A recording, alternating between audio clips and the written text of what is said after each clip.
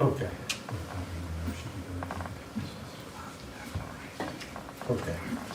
Well, hello everybody. Wasn't it just great to see such a number of programmes about D-Day? I was astonished. The number of wonderful programmes on television and radio and all manner of media that you have today.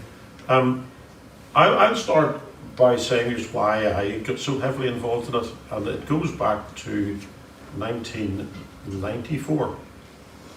It was the 50th anniversary, and if you cast your mind back at that time, things in Northern Ireland were finally improving.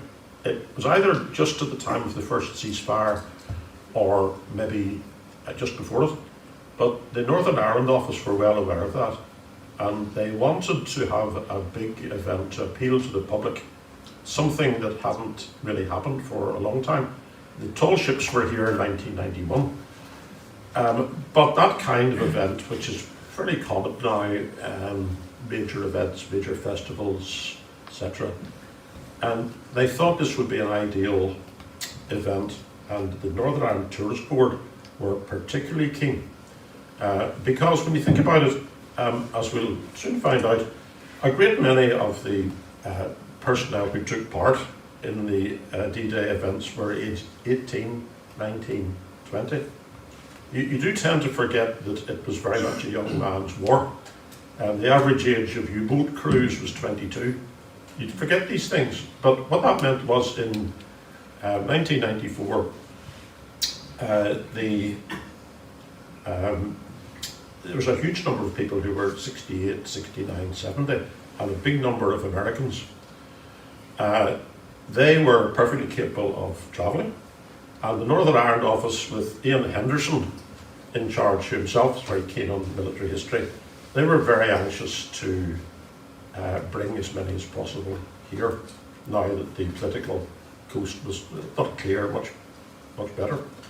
So, also, I worked at the time for North Down Council, as was, and the Northern Ireland office were very keen to find a host council, and I was tasked to go and try and make a case for Bangor. And I said, I think I can. I knew that Eisenhower had visited on the ships in the Lough, and I went to the predecessor of this building in Balmoral Avenue, and I uncovered lots of files from the time, and I built a case for the event to be in North Down, and it was I must say it was a very big success. Some of you might possibly remember. There was about a week of events. There was an American ship, a British ship, fly past by vintage aircraft. There were 1940s shows, there were fashion shows, there was everything you can imagine for about a week, and apparently it went about £120,000 over budget. But everybody seemed pretty happy. They're very, very big crowds, and one of the best things about it was to meet the people who hadn't been back here since they were 18 or 19, these Americans. I actually got a trip to America out of it, because the tourist board were so keen. I can see now, there was method in it. They said, there's a big event in Washington to kick off the 50th events. He said, you'd better to send somebody to it. What about sending Ian Wilson, your museum manager? So the council voted for that, and the council being the council, they thought that they'd have to send one of their own as well. So I get a classic good news, bad news about a week before. Good news is you're going to Washington next week to further the research into the links between Belfast Lough and D-Day. And the bad news is they voted for, I'll not say the name of the late Alderman so-and-so to go with you. And it was quite an occasion. I don't think we'd be, with the kind of entry requirements there are in the States now, I think we'd have been stopped by Border Force and probably thrown in jail. But he hadn't been out of Northern Ireland, this gentleman, he hadn't been out of Northern Ireland for about 50 years himself because he'd been in the war, and it was quite an experience. But it was absolutely marvellous, and I'll start everything off very shortly with a photograph and give you all a good laugh, because it's taken in Washington 30 years ago, and you'll see me in it. But that's how I got started in researching D-Day and the Belfast Lough connection, which I was broadly aware of. Even now, even within the last week or two, I've had arguments, and it's a mistake if you use Facebook. It tends to be a mistake to get involved in swapping comments with people. But I put on a couple of photographs of the warships in the Lough before they sailed to bombard, and somebody took issue with me about it, that the soldiers had gone from here. That's quite a common misconception. Of course they didn't, and the soldiers went from the south of England. But this particular person wouldn't be dissuaded from this. It's human nature. If you've had in your mind that the soldiers, so many of them, they said, were lost at Omaha Beach. Well, I said, no, I'm afraid it was purely naval from here. But the person couldn't be shifted. I'm sure some of you who are involved in this darker research come across that kind of psychological barrier that people have. They can't admit that they're not right. But we'll not go into that. But it shows the interest is still there. Now, if I can give you a laugh by the first slide. I'll bring this on here. There we are. See, I give you a laugh. You notice that guy on the left there, looking very pleased with himself, and about 30 years younger. I didn't have to show you that, but I thought people on an afternoon lecture, a serious lecture, they want a bit of a giggle. But there you are, and the most important person there, I'll not say which of them is the local councillor, but you can maybe guess. You might even know him or have known him. Everything went very well, though. Once we got into the States, it wasn't just so easy. The paperwork you were supposed to fill in. Anyway, not going to that. The most important person there really is the gentleman second from the right. He's a very nice man called Emil Saul, who lived in Maryland, and he'd come in especially for this occasion. It was a reception involving veterans to mark their events in Washington. In Pennsylvania Avenue, there's a wonderful building, the Navy Memorial Building, with a fabulous statue outside of the lone sailor. But the thing about Emil Saul is the poor man had one leg. He lost his leg. He was a crew member, very young, 18 or 19, a crew member on the Texas, USS Texas. And the Texas was one of the very few ships that was hit by enemy fire. It was actually about a fortnight after D-Day. The ships had moved to Cherbourg, and we'll see Texas later on. But these other gentlemen, who were the best of good form, meeting old colleagues, were also veterans of the US Navy. And as I say, 50 years on, so many of these people were 68, 69, 70, and you do have to remember how very young a lot of these combatants on all sides are. Some you could easily overlook. Now that's a picture it's often reproduced. I believe that the original is in the Public Record Office here. Here's one for you, Stephen. That plane surely didn't just take one picture that day. Where are the others? But you're directly above Bangor. You can see here the railway station, and you can maybe orientate yourself, and you can see the Lough is absolutely full of ships. It's very often statedly captioned the Armada before it left Belfast Lough, but it's actually not. You can work out from that, I think that would be the summer of 44 or 45. I'll tell you why. We'll notice the summer because the leaves are all on the trees. But you can see a lot of identical warships lying off Bangor there. And those are American-built escort vessels, which only started to come into the British Navy in 1943. So it might be 43, but I think it's likely to be 44 or 45. By 1945, the war was over, so it's probably likely to be probably shortly after the fleet left. But there's a lot of interesting points there. The ships you probably can't see very clearly, really, but if you look at the original, very clearly, the merchant ships, there's about 10 of them lying further out. They're all identical. Those are Liberty ships. That's a story in itself. Over 2,000 of these 10,000-ton ships carry 10,000 tons of cargo. Over 2,000 of them were built. The average length of time was about 5 weeks to build them. New welding techniques, a most extraordinary project to counteract the huge losses in the early years of the war from the U-boats. But they're lying further out there. But there's also one or two very interesting details. I don't know whether you know Bangor or not, but you can see what's now the Eisenhower Pier. The wooden pier directly opposite the old Picky Pool there. The wooden pier doesn't look the same as, if you remember, the wooden pier was demolished in the early 1980s.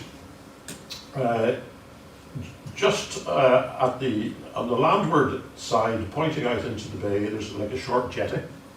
And just beyond the end of the pier, there's another wooden structure.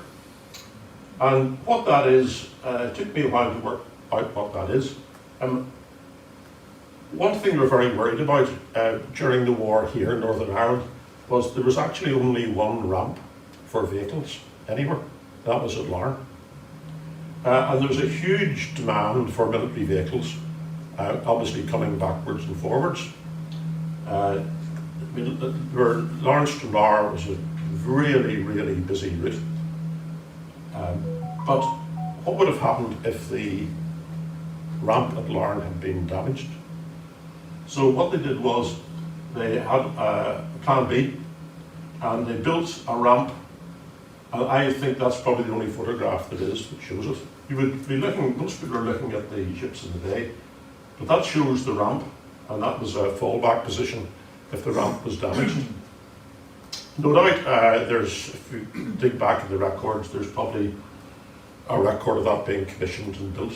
But it's actually, potentially it's a very important thing. They had to bring ferries. There's no need to see any more for cross-channel ferries, England to France. So the ferries were spare, and they brought a couple of big vehicle ferries to run between Lough and Stranraer. And I'm told from somebody who was a boy at the time that one of them did actually come in on trials to see if it could get alongside there. And they did have a full-scale trial. They had military vehicles down. But it's actually an interesting sidelight on things. Now, photography was very strictly prohibited during the war. But there was a young schoolboy who took photographs out of his window in Seacliff Road in Bangor. And that's a very interesting one. He took that early in the war. You can see the part of the roof of the house which is opposite, which is still there. You can see there a four-funnelled warship. It's in its old colours and its old American number, and can be identified as USS Thomas. But what happened early in the war was the British were so short of escort ships that they made an agreement with Roosevelt that there would be 50 old destroyers from the First World War under what was called the Lend-Lease scheme. They were so heavily attacked regularly, the convoys, that escort ships were of tremendous importance. Just the slide before there, we saw the more modern ones that replaced these old ships. But they were, as you can see, pretty antique looking, but they played an important part in the early years of the war. That ship then very shortly afterwards would have been repainted and it became HMS St Albans. You see, again, the whole war, anyone who remembers that would say one night the loch would be full of ships and then the next morning they were gone. Not just by means the D-Day fleet, because Belfast Lough was designated a convoy rendezvous point, and there was a naval control base there. And ships would come from Liverpool, Bristol, anywhere, and they would form up in the loch, form up into columns, and then head off across around the north of Ireland, or conversely come in and into the loch and then disperse to their individual ports. But photography wasn't encouraged to be arrested, I'm sure. But I'm trying to think of that gentleman's name. Mr. Gaw, as a schoolboy, he took some terrific photographs. That's not one of his, but that's, I think, one of the official American photographs showing two of the battleships on the left, the Arkansas and the Nevada. As April 1944 went on, the Americans began to build up strength. They began to send more and more ships until the plan was complete and they had a bombardment fleet. Now, one of the things I noticed when I was in Washington, I had the great good fortune to get into the National Archives in Washington, and I noticed that there was a vast number of photographs and negatives, and I just wonder, somebody might know, I just wonder, have they ever been properly nowadays digitized or catalogued? I just don't know. One of the programs on recently, in the last couple of weeks, it was an absolutely terrific program about the American cameramen. Who were these people and their deeds? And you know the way you see the familiar black and white films of taken with the soldiers and the ramp goes down.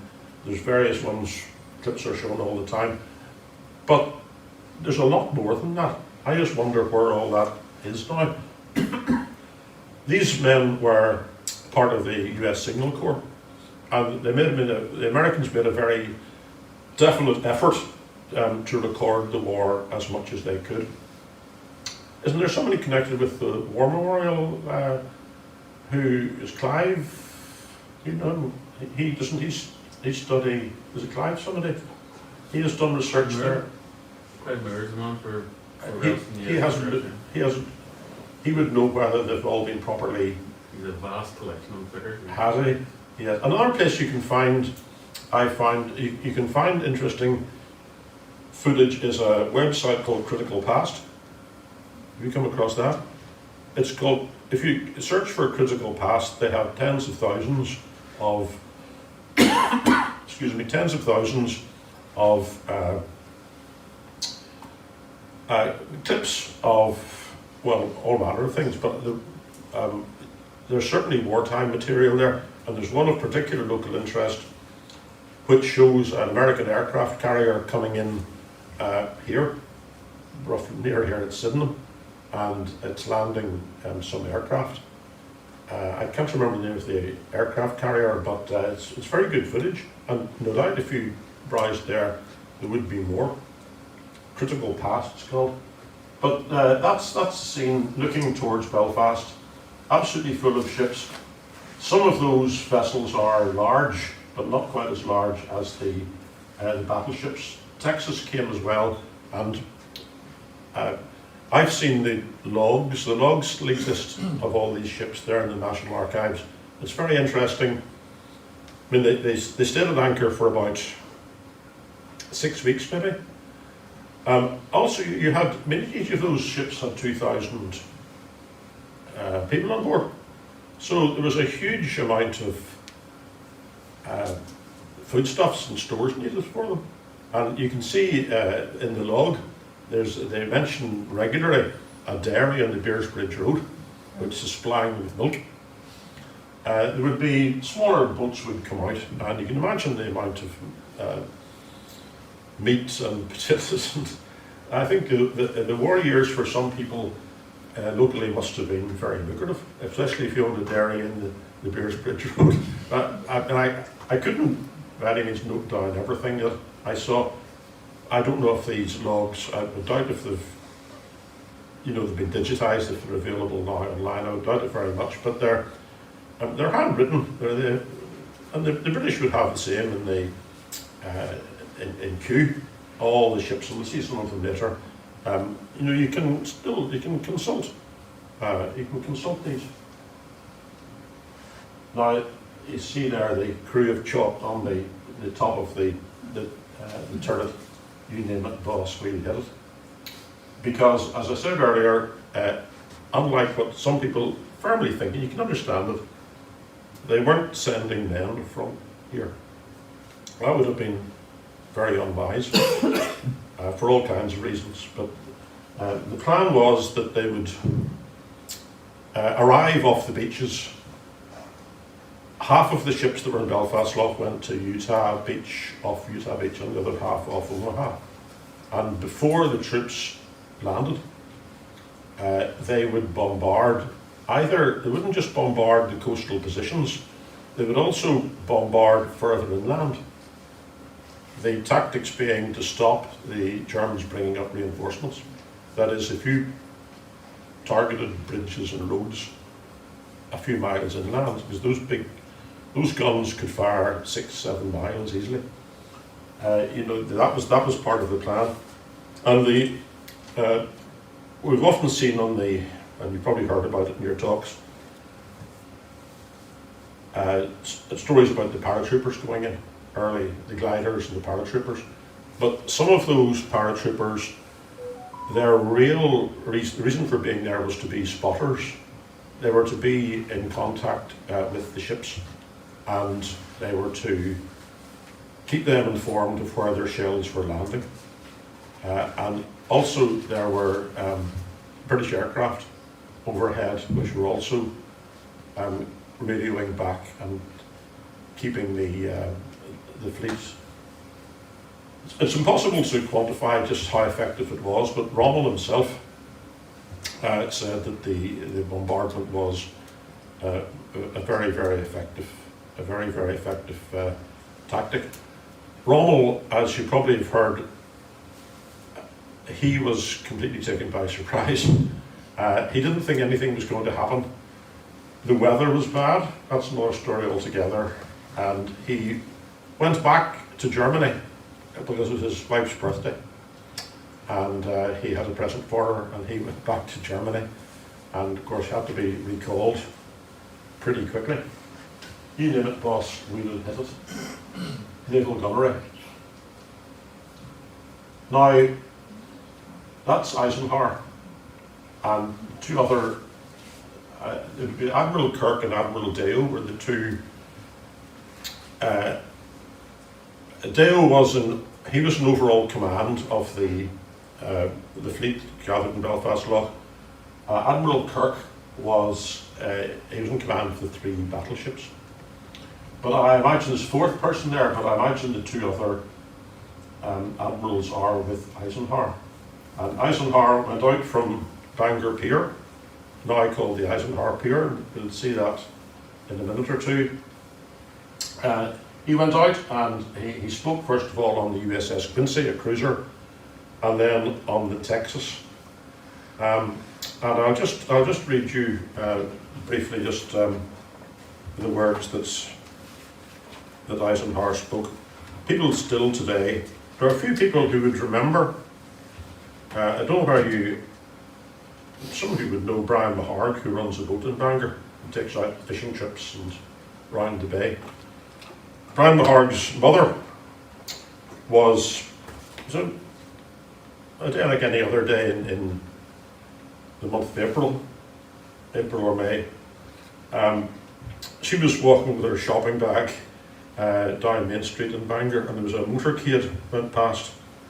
Obviously very important people involved in it, and she saw in the back of one of the limousines Eisenhower.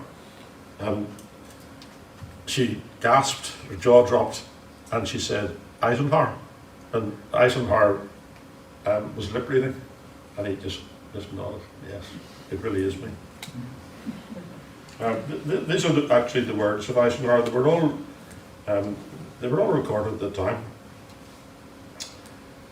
This is one thing I'd like all of you to remember.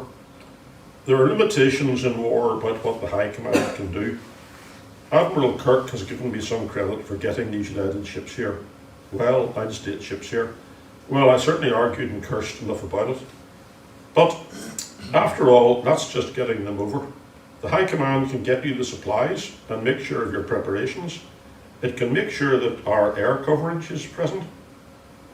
Because in the next battle we are going into, now notice he doesn't say where, we are going in with the greatest air coverage that has ever accompanied you and your forces in history. They provide for taking care of you when you are wounded. They see that you are disposed properly, that your guns are trained on the right targets, but, my God, men, you do the fighting.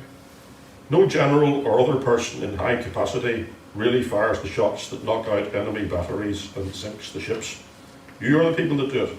You are the men handling the guns and turrets, the men handling the firing of the weapons, torpedoes, everything. You are the men who are winning the war. So I can't remember now, we compiled this book for '94, and I can't remember where that quote comes from, but his words were recorded, and others, but there have a couple more quotes in a minute or two. It was, of course, meant to be a huge secret that Eisenhower was coming to Bangor. And if you know Bangor, it's derelict now, but the Royal Hotel on the seafront, same building. There was a American Naval Command post right up at the top. And the officer commanding it, he knew, he'd been told obviously that the man himself, Eisenhower, Supreme Commander, was coming. It was a total secret. And he's very aware of that. And he went back to his digs on the Pincetown Road in Bangor. And his landlady said, "Did you know that Eisenhower's coming?" So nothing can be kept a secret. But the motorcade parked at the Bangor end of Ballyhone Beach, and he walked along to watch a landing craft. And we'll see later on, we'll see one of the great big tank landing craft still exists, one that visited Bangor. We'll come to that in a minute. But what I'm wondering is, surely there must be a photographer with him. There must be photographs of that kind of occasion. You imagine that everywhere they went, these people would be, like today I suppose, there would be photographs. And I would say there's a good chance they still exist somewhere. It's just, there'd be maybe literally millions of them.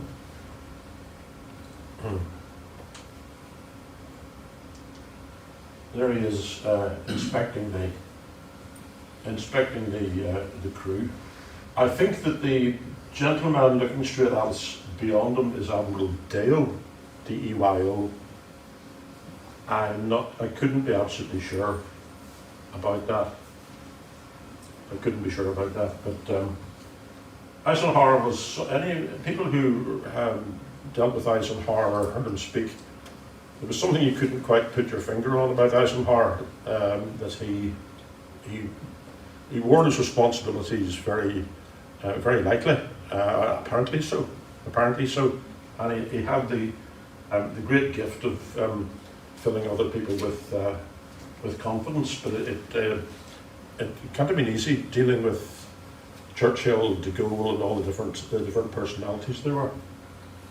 But as I say, they went out. People think that the ships came and tied up in Bangor, but they were much too big for that. But he went out and he also circled the fleet. We'll see later on how many years later the pier was renamed in honour of the visit. That's one of the ships, HMS Enterprise, and she's painted in the dazzle colours they used during the war.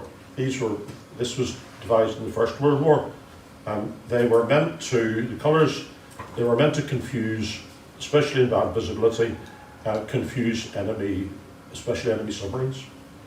There was all kinds of very bizarre schemes that were used, and there was a whole department of the Admiralty in the First World War was given over to this.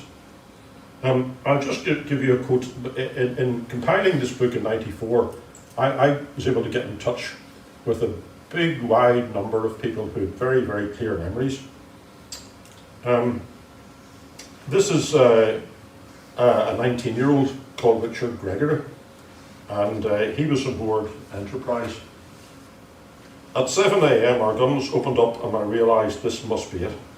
Our prime target was enemy mobile guns, which were hidden in woodland. They were a threat to Allied minesweepers, landing craft and personnel. Those farther inshore were having to cope with E-boats. Those were like fast torpedo boats and artillery. They had the minesweepers and the landing craft in their range. I vividly remember seeing a minesweeper, then a flash, and it was gone. The American cruiser Quincy reminded me of a great porcupine because of all the guns and armour that she carried. One of the big American transport vessels which passed us on our starboard side was carrying 7,000 troops. All ships were picking up as many men out of the water as they could, some alive, but some dead. It was all very hectic. You didn't have time to think about yourself. These warships like Enterprise, almost all those ships you have a book about them themselves. She was involved a couple of times in the war in carrying gold.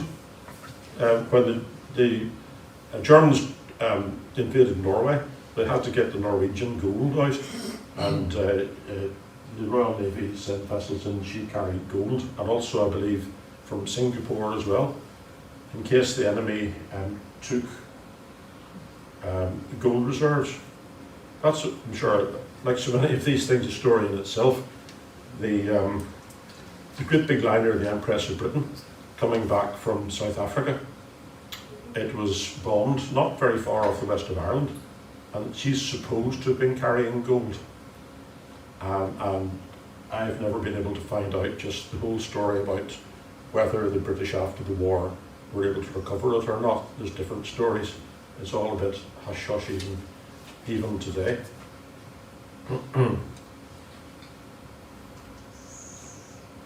HMS Glasgow. Now, she's actually very similar to HMS Belfast, many of you would know.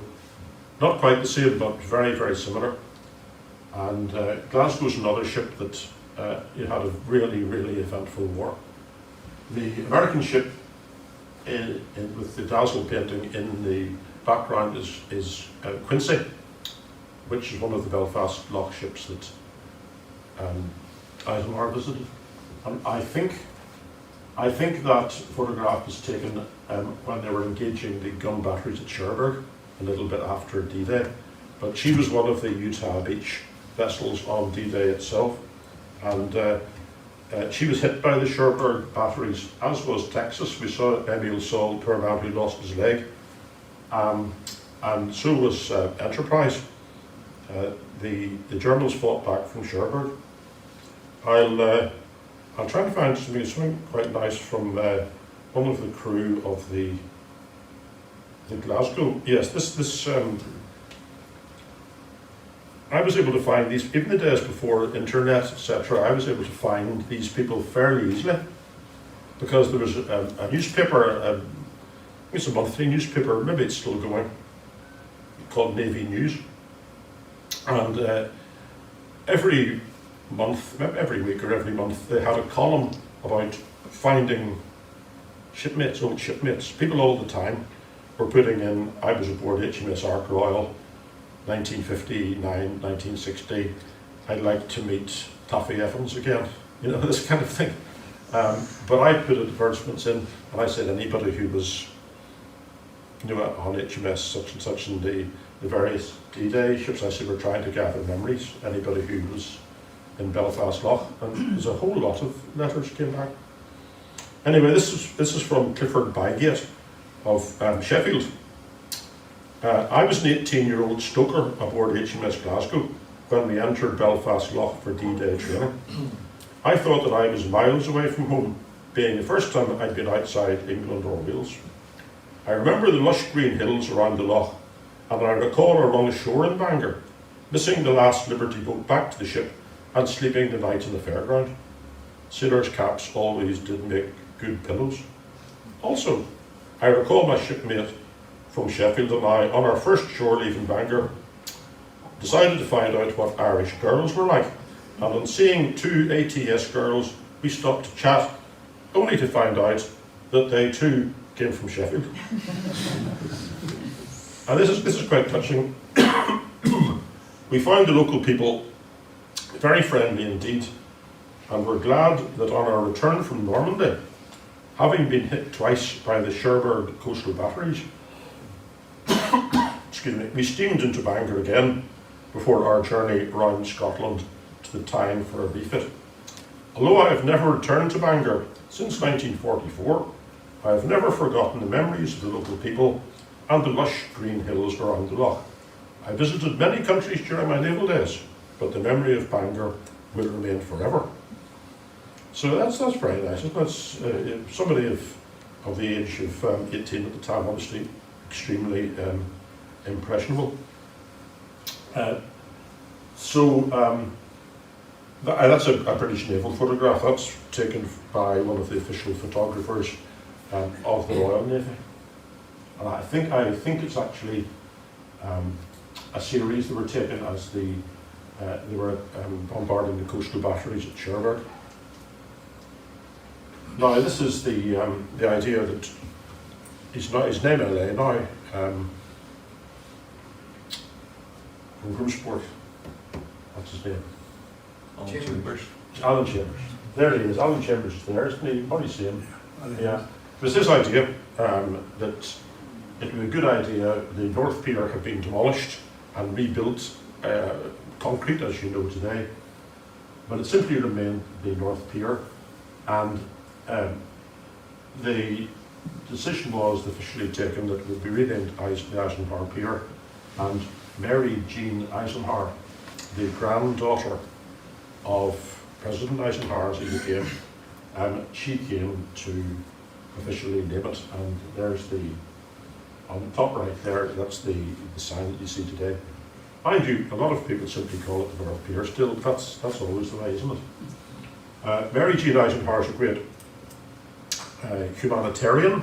She's the chief executive of a big international, People to People International, or a similar name,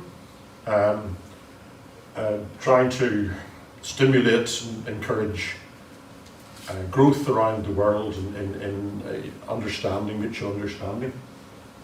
But the families of I'm not really aware of this so much, but I believe the families of ex-American presidents, you know, they I wouldn't say they form a kind of royal family, but they have a certain status in society. I might be wrong, I don't know, but certainly it was a very, very interesting event, the Eisenhower Pier, and you can see there's a mosaic. There's a mosaic beyond there. You can see D-Day 1944. If you walk down there, you can see I think it was local art students, college students. They compiled this mosaic showing in sort of stylized form aircraft and ships that gathered. There's also a plaque, an interesting plaque, the words of Eisenhower, and it's something like here started the long, slow march to Allied victory. Opposite this point was the meeting place for I think it was maybe a vast Armada, or for an Armada of ships that sailed to D-Day. And you understand, people get the impression maybe that's why they get the impression sailors went from there. But the plaque was installed again at an earlier date with a degree of ceremony. I believe that the words he used, from here started the long, hard march to Allied victory. Strictly speaking, those were uttered at the City Hall in Belfast. and they used, from here, he meant, I think, maybe from Northern Ireland. Anyway, you can check that out, but it makes a good quote to have in that point, from here started the long hard march to our victory. I do believe, though, that by here he really meant the whole of Northern Ireland, because of the GIs and the Langford Lodge base, as well as the naval side of things. Well, apologies to Alan Chambers for momentarily forgetting his name, but he was the person who was very much behind it. The mayor at the time, you can see her there just to the left of Mary Jean, is Roberta Dunlop, still very much still with us. Now, that's a fantastic photograph in my opinion, which came to light fairly recently. And I told you earlier about Eisenhower walking along Ballyholme Strand to see the activities, landing craft coming up on the beach. Nice shallow beach there. US 393, and in the background there's exactly the same today. Looking towards Grimsport, the trees in Glengala Estate, all still there, all private estate. There's a massive ship has been run aground there. She has doors, and out of the doors the tanks and military vehicles would come. One of the things that never occurred to me, but I don't know the answer to, the ramp, when you go on the Strangford or Portaferry ferry or other ferries, there's a ramp, comes up, then it goes down and you drive off. But somebody had to invent that ramp, a hydraulic ramp. And I don't think in the First World War, when they had huge amphibious assault in Gallipoli, I don't think they had the benefit of ramps. And I also don't believe that when the Germans planned to invade Britain from France in 1940, I don't believe that they had landing craft with ramps. They always say that war speeds technology greatly, and so it does. I just wonder when somebody invented that. It seems simple, you don't even think about it. Get on and off the ferry, Portaferry, the ramp goes up and the ramp comes down again. But that wasn't always the case, and somebody invented that. I've tried to Google that, but without any success. But it's actually so important. But the soldiers would have gone down a ramp, but for a great big ship like that, US 393,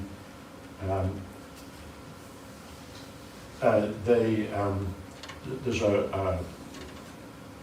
kind of I suppose a kind of ramp there for vehicles to drive down, great big doors open. The very extraordinary thing about that ship is it actually still exists. You can actually visit it. It's a museum ship in a place called Muskegon, M-U-S-K-E-G-O-N, in the state of Michigan, beside Lake Michigan.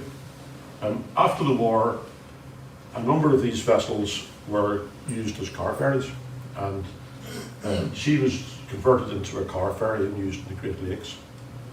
There's only a couple of these vessels still in existence. They are so important. I have a quote here from someone who actually saw the activity on Ballyholme Beach, and maybe other beaches in Northern Ireland were used. See if I can find it. But if you go to this Lake Michigan in that area today, you can actually go on board. Yes. Churchill was very puzzled. Churchill basically a Victorian, he grew up in Victorian times, and sometimes the modern technology had to be carefully explained to him, although he was a great man for all kinds of what the boffins, he was called boffins in the war, what the boffins would come up with. He tended to tickle his fancy, but he took on quite a lot of convincing about tank landing craft. he's quoted, it says, at one point Churchill was heard to growl. You can imagine Churchill growling. The destinies of two great empires seem to be tied up in some goddamned things called LSTs.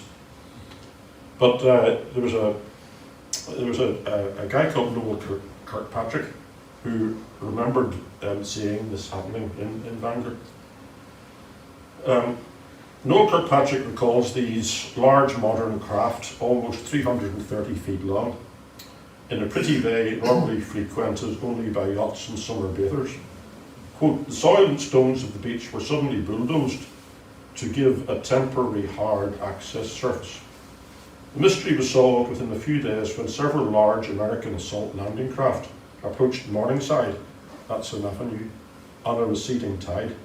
They dropped huge anchors from the stern, and while paying out cable, they headed straight for the beach at speed and ran aground on the sand.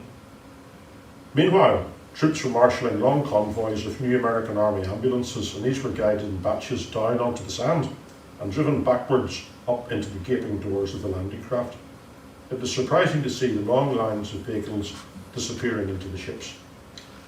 The inner ramps of the craft were folded inside and the huge doors closed. When the incoming tide once more surrounded the landing craft, we heard the ship's engines start up, and then the wire hawser took the strain, and gradually the heavily laden ships were afloat. Shortly after, the stern anchors were drawn aboard, and the landing craft headed out to sea. But I was astonished when that photograph turned up. I can't remember where it turned up, but it's probably, it must by now be in the collection. If you Google LST 393, or if you ever happen to be in the small harbour town of Muskegon, Michigan, then you can actually go on board it. There were photographs taken, other photographs taken, but they're not really good enough for reproduction, and probably taken completely illicitly. And that might be not quite the final word, but Keith has some of these books, haven't you, with you today? No? But they're available at the museum. Available at the museum in Talbot Street. It's a slightly shorter version of the From Belfast Lough to D-Day book that we did in '94. The War Memorial did that. We used the quotes of Ask Armada because that was quite striking words that one of the veterans looking around, he remembered saying to himself, I've never seen so fast on Armada, and there's Eisenhower on the front. But for a very modest sum, those are available from Northern Ireland War Memorial.